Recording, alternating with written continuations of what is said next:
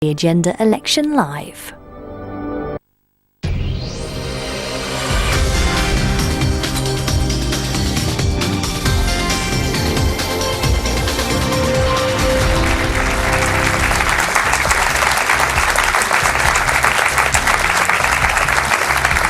Good evening and welcome to The Agenda on a day the election finally turned nasty. So who better to have with us tonight than the man who's been taking the flag, the leader of the opposition, Ed Miliband. Joining him on our panel, Helena Morrissey, who runs the £50 billion fund, Newton Asset Management, comedian Katie Brand, and actor Brian Cox.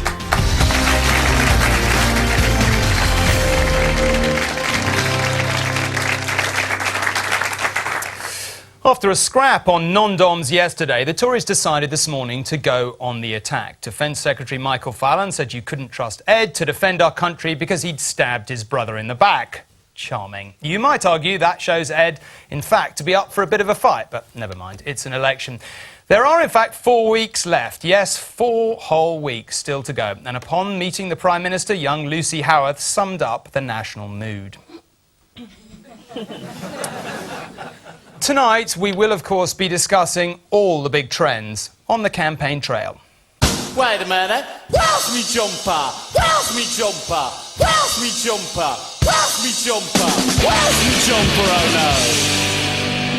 no? Think of it as the Christmas jumper special. Who says they're all alike? We'll talk about whether campaigning actually makes any difference and whether Labour has lost the support of the business world. But first, Scotland. On current polling, the SNP looks set to gain more than 40 seats north of the border. In recent years, this has been as safe for Labour as safe can be. So what on earth is going on? The great Labour stronghold of Scotland.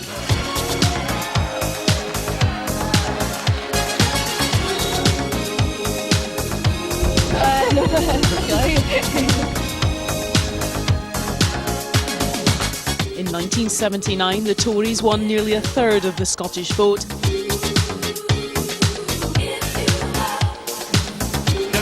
All night long, the Tories' heads rolled.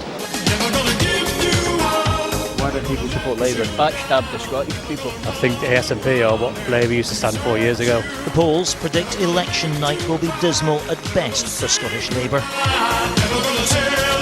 You've given up on Scotland? Absolutely not. A strong Conservative performance here in Scotland is vital. Well, I'm the guy who's turned the economy around. Liberal Democrat influence has absolutely been at the maximum. I'm not pretending. I'm not doing what politicians normally do that say this is okay, we'll be fine. We can turn it round.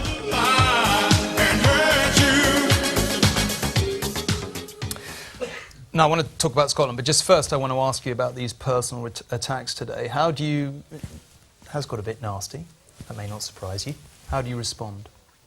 It comes with the territory. And look, my opponents are running a sort of pretty nasty campaign, but it doesn't really bother me because I think actually it's sort of bad for them. I think what people want is a positive vision of how the country can change. And that's where I'm going to stay focused. What do you say to Michael Fallon himself, who penned this attack today, bringing out the issue of your brother and all the rest of it? I thought it was pretty demeaning, really. I think particularly on the issue of national security, to say somehow that, to try somehow draw a line from the leadership campaign and me standing for the leadership, somehow I'm going to sell the country down the river, I think it's pretty cheap, really. And do you blame David Cameron for that? Is he ultimately responsible? I mean, he must have known that this was Of course he's ultimately responsible. Look, they've had a strategy all the way along, which is that they've sort of haven't made a secret of it. They want to make personal attacks on me. That's fine. But you make personal attacks on them, don't you? You call him arrogant, don't you call him a toff, effectively? I try to be careful about doing those things. Look, I think... I sometimes say you can disagree in politics without being disagreeable. Now, I'm sure I sometimes fall the wrong side of the line, but I actually think the public will be really turned off by it.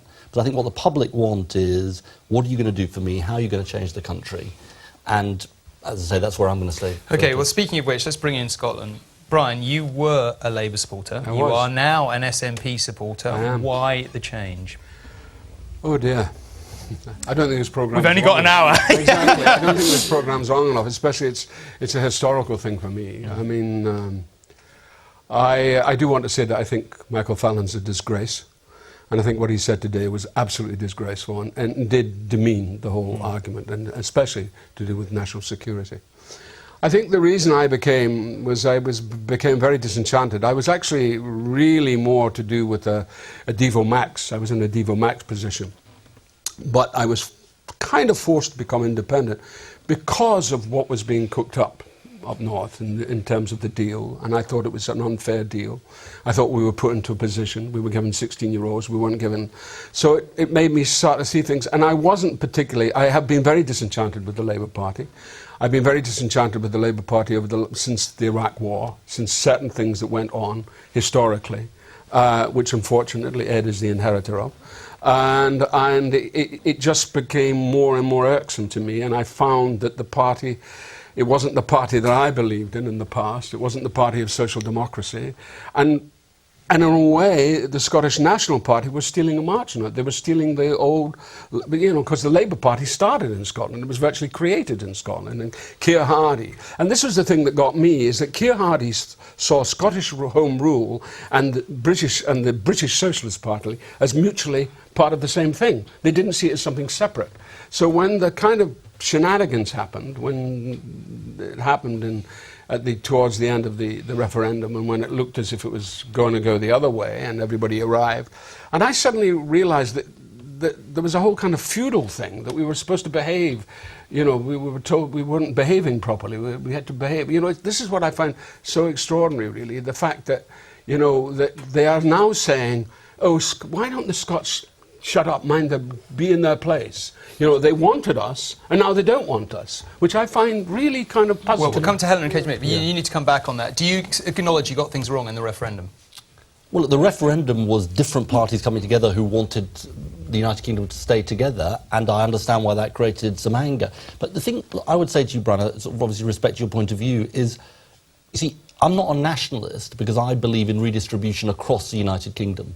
So I care about poor kids in Glasgow, and I think, you know, middle-class families in Edinburgh care about poor families in London. Yes. And the redistribution across the UK, I think, is part of what actually makes us a fairer United Kingdom and a stronger United Kingdom. So the reason I have a number of differences with the SNP, but the most fundamental one is whether you believe in the United Kingdom or not. And for me, that's, you know, of course I love the United Kingdom as a country, but I think it's a better way to achieve social justice. That would be my case. My view, to counter that, my view is that the United Kingdom is at an end, and that we have to move to some kind of federation. We really need a kind of much more federal government. We need a government which really represents the areas. I was actually more concerned about, not Scotland, I was actually more concerned about the north of England and the northwest. Sure. I'm concerned about those parts of England. Brian, I just want one thing. The polls tell us tonight we are clearly heading for an SNP-Labour arrangement as possibly the only government that would actually, potentially could command a majority. Helena, is business scared of this prospect or welcoming of it? Supposedly the headlines suggest that businesses are, but I'm a business leader, and I think, you know, the word, you know, businesses does cover all sorts of viewpoints. I certainly think that the rise of the SNP shouldn't be a surprise, because I think it reflects a broader trend in the world for people to want to have much closer government to where they're at. The distance is a problem, feeling disenfranchised, and we're seeing that with, you know, I think the EU is a very outmoded construct, you know, one size for 28 countries. It needs to be closer in, and I think that we saw in the debate, of course, the other day, that, you know, the smaller parties, the sense of looking through a different lens appeals to people, and they want to feel enfranchised. But do you see the prospect of stable government beyond May the 7th? Well, I think that I mean, you just mentioned that there's only one scenario. I think there's many different scenarios. There's many, really, but on tonight's poll. And on tonight's poll, yeah, I mean, I think that businesses we just need to accept the reality of the fact that we're very unlikely, I think, on any expectation at the moment to have a single majority government, and that it could be quite messy for some time. But I think that shouldn't be a situation that causes us to throw our hands in horror. We just have to accept it and work through that. Katie, does that bother you, the idea that we're going to have instability, and possibly, you know, how do you feel about a Labour SNP arrangement? I feel good about a Labour SNP arrangement. There ain't going to be one. Sorry. That's right. I tweeted as much, and therefore it is a matter of public record that I was quite excited by the prospect of a Labour SNP coalition. But I'm sorry. I'm sorry, we're not going to do one, but... But I mean, I watched the Scottish referendum with interest more than emotion or sentiment. I didn't, you know, I think what people want in the world is a sense of control over their own futures and their own destiny, and to be able to determine their own individual destinies. And so it makes absolute sense to me why a country like Scotland would want to be self-determining, and it's sort of part of the continuum from devolution, really. This is a story that is unfolding. But my worry is for the rest of England is that if Scotland were to become independent, I would be left in a country which would almost certainly have Conservative governments, and I would have to claim political asylum in Edinburgh. Okay, but more immediately, before we get to that point, more immediately before that, you could have an arrangement where possibly a Labour government is supported in some way, if it doesn't get a majority, by the SNP, a party that wants to leave the UK. That's the UK being governed by a party that wants to leave. Is that not a prospect that bothers you, or you're fine with that? No, it doesn't bother me. I think that, you know, politics is about compromise, and I think, you know, there's a lot of great stuff that the SNP is doing, whether it's, you know, free prescriptions, free hospital parking, higher education, and just the general... I mean, I think this general election is about morality rather than the economy or any one issue. I think it's about people deciding what kind of country they want to live in. And I think Nicola Sturgeon and Ed Miliband, to me, share more... Convenient, but we're not going to have a coalition with the SNP. Can I just make one other point? Okay, but I want to ask you one thing. Would you acknowledge that you can and very possibly will end up working with the SNP? No. No, look, as I've said, I'm not going to have a coalition. No, not a coalition. I'm talking about working with... They've said they'll support you if you're a minority government. How other parties end up voting on a Labour Queen speech will matter for them. But I want to make one other point, because we talk about Scotland as if it's... the issues Scotland faces are completely different from the rest of the UK. They're not. You know, Scotland has particular issues, and bringing government closer to people is part of it. But these are issues of deep economic and social injustice. Now, actually, those are felt in England, in Wales, in Northern Ireland, and throughout the country. Now, my solution to that is to tackle those issues of injustice. And I think we can do it better across the United Kingdom. Well, speaking of... we can tackle it on the old paradigm. I think the paradigm has to shift. And that is really what's wrong. We're still living in this old idea of the United Kingdom. It should be a different paradigm. That's why... And I think, you know, as Nicola has said, the whole question of independence is actually taken a bad seat, because of we are now part of the United Kingdom. That was the vote. Exactly. That's the vote. Well, we're taking a road trip to Scotland on Monday, and we will hear from Nicola, and there are lots of other issues we need to discuss tonight. So say what you like about Tony Blair, he did make business fall at least half in love with the Labour Party. Ed here has instead promised to end non-dom status, to crack down on zero-hours contracts, and to put up the top rate of tax, which has not endeared him to business leaders, at least, though the rank and file may be a different matter. So what is the state of the relationship between business and Labour? And how much does it matter?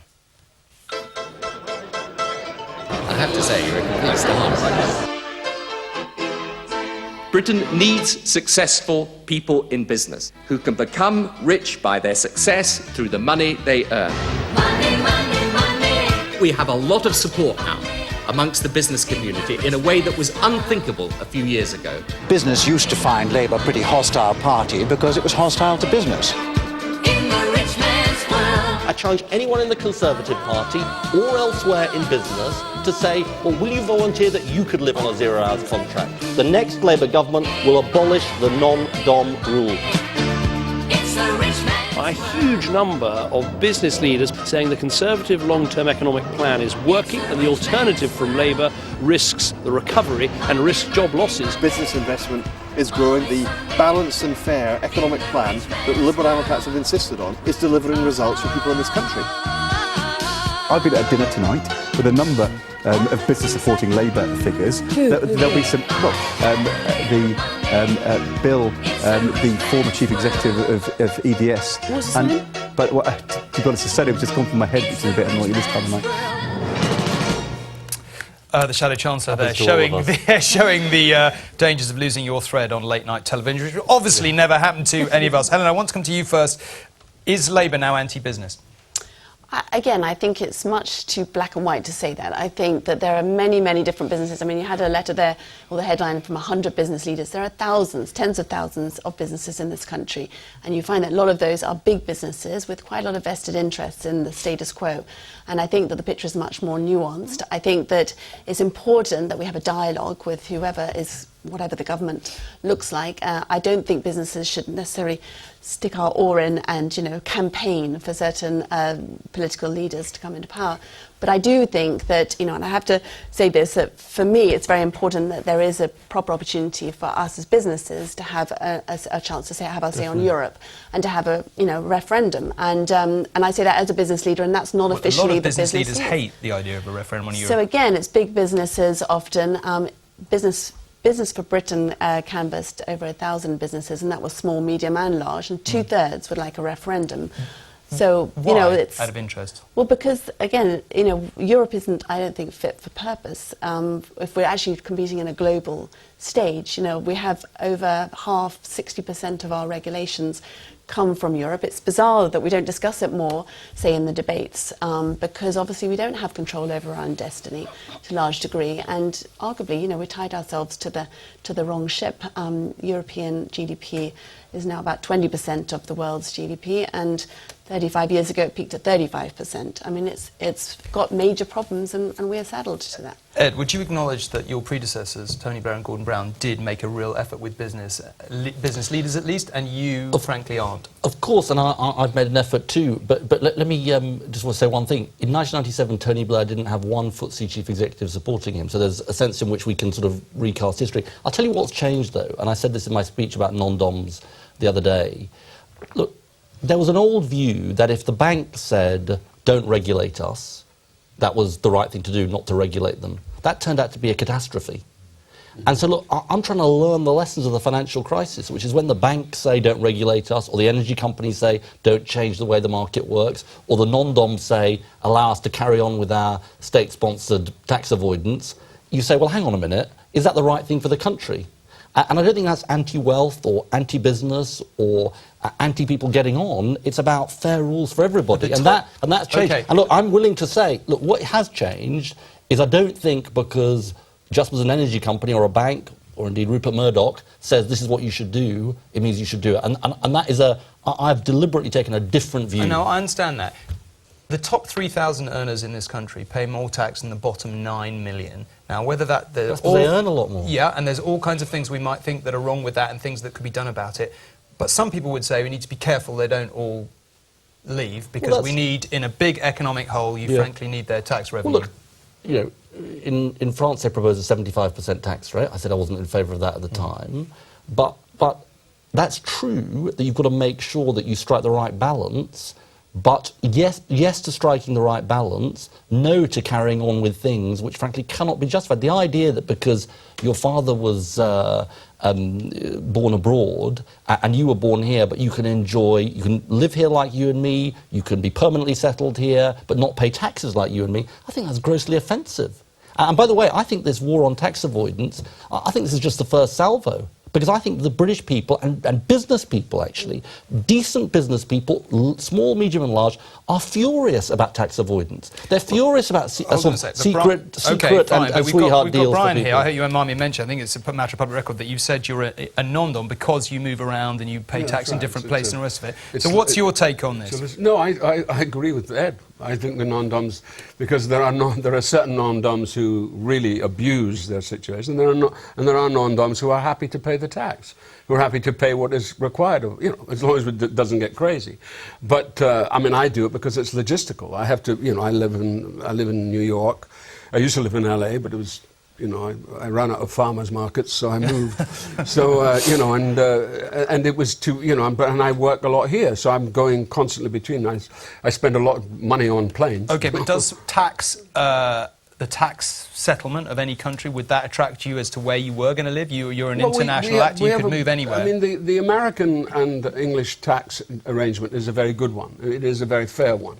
It generally is very fair. I mean, one of the problems we've got here is especially in London, in the city, is the Russian money that's coming in, the kind of the obscene amounts of money that are going through the city, which are really not properly kind of taken care of or looked to. And I think that's one of the problems. That's one of the key issues. Katie, but I totally agree with Ed about that. Katie, I get the impression that I'm putting words in his mouth here, and maybe you can disabuse me, but I suspect that you think that the British public has moved from 10 or 15 years ago. The financial crash, I mean, crudely you might say moved to the left, but has moved in terms of what it accepts.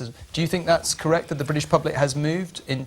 I think, moved abroad and then claimed taxes in Luxembourg. No, I think... Moved a bit to the left politically. I think people are more aware now of what's going on. I think people didn't realise before the extent of it. And I think whenever I hear David Cameron or George Osborne talk about business, I just hear them saying business leaders.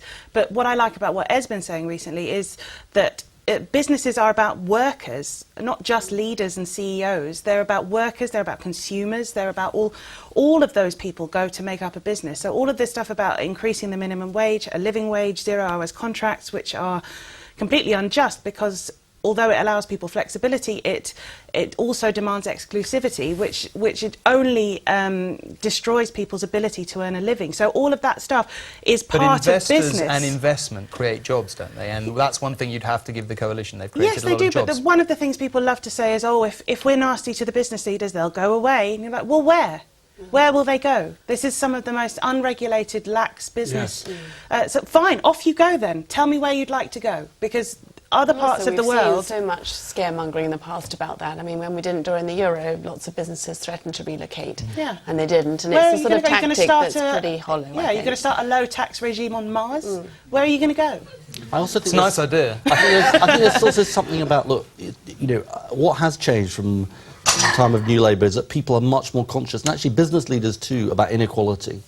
And you know, many business leaders I meet, they may not agree with what I say exactly, all of what I say, but they do say, look, that gap, when it becomes so wide, then it's so hard for the country to feel united, feel like, you know, a country where people don't lead parallel lives. And I think that, you know, that is an issue, and that is partly about rules. Are we living under different rules or the same rules? But is it not the case that part of your key policy is to squeeze the rich a bit more? You're abolishing non-dom status. Not exactly the way I would describe it. No, perhaps not, but that's how your opponents... The mansion tax, the 50p tax rate, that looks to people, and a lot of business leaders, particularly people who can move around and maybe go and work in Hong Kong, wherever, that looks like an attack on wealth first creators. of all, I don't believe people will move, as Katie said. Secondly, yes, those with the broadest shoulders should bear the greatest burden. Look, to give you one example, David Cameron cut taxes for people earning over £150,000 a year. It was £42,000 for every millionaire in Britain. I can't justify that tax cut remaining in place if I'm Prime Minister, when I know we're going to have to make cuts in spending. Life is going to be hard for people. So it's just a basic question of fairness. And I don't think actually fairness means less prosperity. I actually think it means more prosperity. Because I think if you treat people fairly and you recognise that every person is a wealth creator, as Katie said, then actually I think you're more likely to succeed. Well, no doubt we will come back to that. We will be back in a few minutes to discuss whether you'd rather have politicians knocking on your door to talk to you face to face or beaming into your living room, or will you just...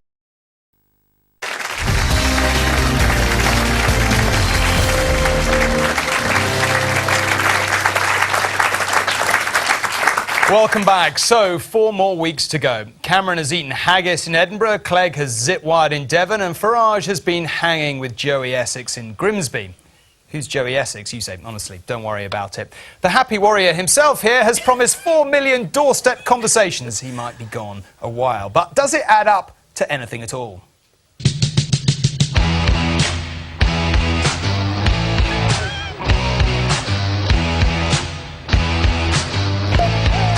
Yes. Sign this for my mum. I've got an empty glass.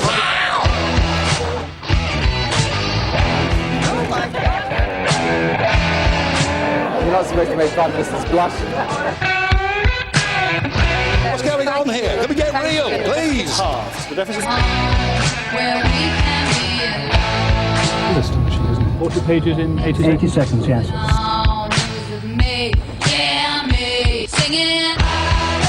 Campaigning. Campaigning. Campaigning. Campaigning. Campaigning.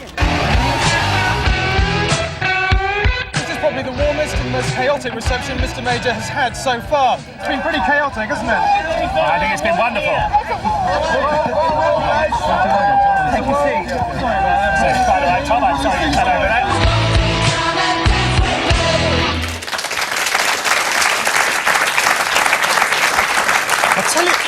you what, I'm going to get our researchers. Every time they do one of those, they find another picture in the archive of me looking about 10. On the other hand, I've really come on.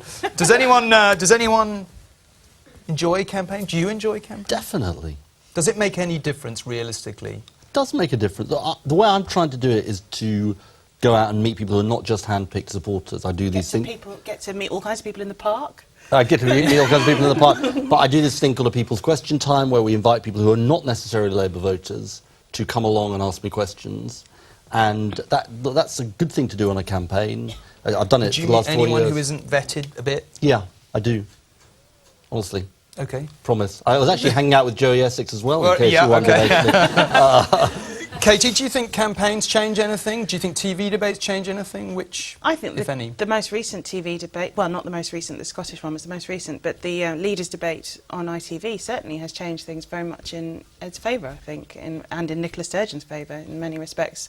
So I think that sort of started the momentum going, but I think, you know, we're not voting for the leader of any party, we're voting for our constituency MPs, which is a very important part of our system, even if we can't always remember who the candidates are in our constituencies. But and don't mention them on TV, whatever you do, otherwise we'll be listing every candidate. It's okay. But I mean, I don't like people knocking on the door anyway.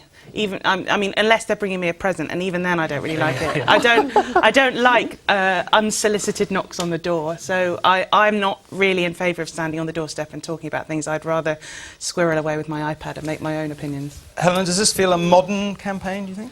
I think so. I think that I'm with Katie. I think that the TV debate was good because I think certainly the three women, not that I'm biased or anything. I'm supposed to say that. Oh, you're supposed to say that. You can say that. It sounds better when you say it. I think they came across particularly well. And they also, what I liked about them was, and you know, I hadn't really heard Natalie Bennett, for example, from the Green Party before. And the way she articulated quite a different, you know, she looked through the world with a different lens, really, and that was quite interesting, I thought. And afterwards, you know, I did go and look at the manifesto, bought the book, you know. I was very interested. Just about, you know, I thought, don't be just, you know, the colour of the dress doesn't give anything away. But the, you know, I thought that... tie? I don't know. It's all very confusing. What the hell's going on? Bluff and double bluff, huh? No, so I found it very interesting. I have to say that the set pieces didn't do much for me. It was, you know, that's when people just feel like they're reading from a script, and you know, we can see through that. That sounds sort of patronising, I think. Brian, do you think it's becoming more Americanised? By the way, the Scottish TV debates, have you been watching them? Boy, have they been feisty. They love a Barney up there. They do love a Barney. Do you find the campaign engaging, or you? I think the campaign has got better. I think, you know, if you think of the old days, I think it really, and it's important. It's a vital part of the whole political game. I think it's also hard. I don't underestimate it. I think it must be very nerve-wracking to go and knock on a door. To some, you know, I couldn't do it. I mean, I'm an actor and I couldn't do that. I mean, you have to really pretend in that case. But some people would say, analysts would actually say that it's all a bit of a sideshow, because the reality is the parties know exactly who the floating voters are in the key seats. They know everything about them, what car they drive, and that's where the election is decided. All the rest of it is just a show. No, I don't. When you knock on that door, you're not. You know, I did a bit of it during the referendum, and you didn't know what you were going to get on the other side of the door. Even in a yes city like Dundee, you know, you didn't know what was going to happen, because there were people who were very disenchanted with the whole of politics. You know, and so therefore that's what you got. You got a real disenchantment, and people who felt very left out of the whole. Well, I'll come back to the campaign in a second, but are you enjoying the campaign? Or are you kind of like... I'm not quite at the stage of the little girl listening to David Cameron. Maybe maybe it was nothing to do with him. I think she was shy, to be fair. We were, you know, making a silly joke. Yeah, I mean, the one thing I think we're not seeing quite as much as we all use social media, you know, and I think sometimes that comes across as quite sanitised from the political arena rather than actually engaged in the debate. I see it, local MPs do use Twitter, I think, quite a lot in terms of, you know, we obviously saw all the discussion about Syria, you know, ultimately seemed to be one not to invade because of the outcry on Twitter. And I think that just is a bit that's slightly missing for me in terms of actually how to engage with people and have a discussion. On the TV debates, how do you think you did? I'll leave that to other people. Look, for me, it's a great chance to talk directly to the public. And that's what I valued about both the first thing, which wasn't exactly a debate, but the second debate, and indeed the debate next Thursday, because that chance. And I think there is a thirst for it among people. Lots of people I meet say, I want more information about the election. And, you know, for us, with the greatest respect to you and other reporters, for us to be able to talk directly to people, I think is really important. But the only other thing I'd say is, look, you mentioned going out in the country, and we said we'd have 4 million doorstep conversations. I sometimes say to people, not all yourself. Not all myself. A little bit. Politics is too important to be left to politicians, and I say that to my activists. Look, those doorstep conversations, knocking on doors, that's actually how you change people's minds. I genuinely believe that. Okay, briefly, some people of your supporters think you were insane, quotes, to take part in the Challengers debate next week. Right or wrong? We'll see next Thursday. Personally, I don't think that, because I think it's a chance to talk to the public. Okay, right. Well, let's see the front pages our guests would like to see tomorrow. Katie, maybe we can start with you. Yeah. I've got here, protect your assets with a non-dom. It's easily done. Always practice safe tax, kids. Helena? So mine, it's another play on words, I'm afraid. The boat race, it's not all about the cocks. Would you mind holding it up for us just so we can see it? It's not all about the cocks. Obviously, it's one of those words. I was looking it up. It's a homophone, which is almost as dangerous as the word itself, but, you know, two words spelt differently. So mean the same. You've been a campaigner to get... This is the women's boat race. This is not the rowers, by the way. This is all this is a very balanced politically boat. This is women from all of the 7 parties. That's not to do with me, is it? No, that wasn't. No, that was... We hadn't thought of that. But you've been a campaigner to get the... So women on the Tideway over the same course. It was the women's boat race this Saturday. Women's boat race this Saturday. Televised. And so it's not just about the men, as it were. The women are getting a look into. Brian? Well, mine is, I just think it's rather sweet. And it says a lot about this chap. And it is, bugger, they missed my best feature. Yeah, I don't want to ask you what his best feature necessarily is. See, it's that grin. I see, okay, very good. Ed? Now, look, it's fair to say I've had my share of bad photo opportunities, so I couldn't resist this one. The picture you saw earlier, Cameron Aid glimpses Tory manifesto. I thought it's sort of what's that thing about not working with children and animals? I mean, it's... Poor old Lucy, now world famous. There, but for the grace of God go I, so... Well, I have to bring up that on the Telegraph tomorrow, there's some reference to your love life before you met Justine. The Mail is referring to your tangled love life before you met Justine. They're throwing everything at you at this point, do you feel? Well, you know, let them do it, you know.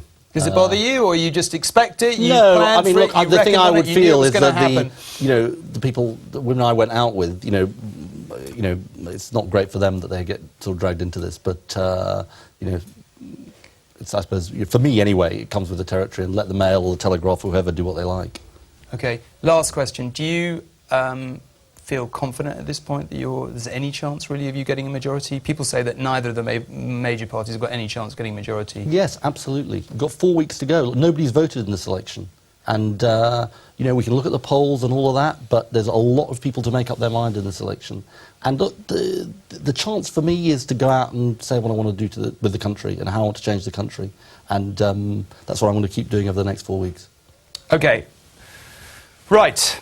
On Monday, we are starting a road trip, so do join us. We are packing up our vans and heading up to Glasgow, where we'll be talking to the First Minister, Nicola Sturgeon. Put that in your pipe and smoke it. Do join us then. You don't necessarily have to join us on the road. You can if you want. In the meantime, have a very good weekend. Good night. And thank you very much indeed for watching.